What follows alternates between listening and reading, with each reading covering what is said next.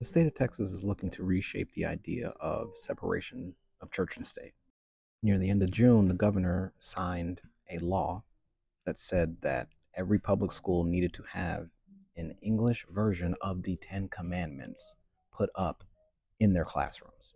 This type of legislation is unprecedented because you are not supposed to treat one religion as if it's more important than the other in the classroom.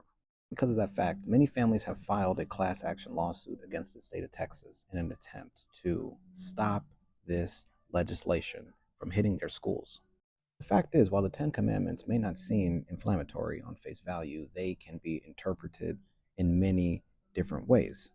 Depending on someone's faith, their denomination, or what language they speak, the Ten Commandments can mean something very, very different to a child from Texas than a child from anywhere else in the world. But the people who support this law, the people who support this legislation, they say that the Ten Commandments are the basis of the American education system. They argue that the laws and structures that we do follow in this country derive from the Ten Commandments, so they should be allowed to be posted in that classroom.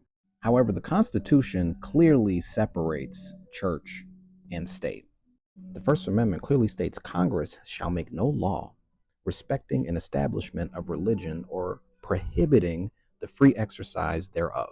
The Establishment Clause, or better known as the Establishment of Religion Clause, clearly says you will separate church and state. All in all, there are many legal hurdles for a law like this to truly go into effect in the state of Texas. And that is why 16 families have sued the state, citing the First Amendment being in violation because of this law. Now, we don't report this as a way to condemn Christianity.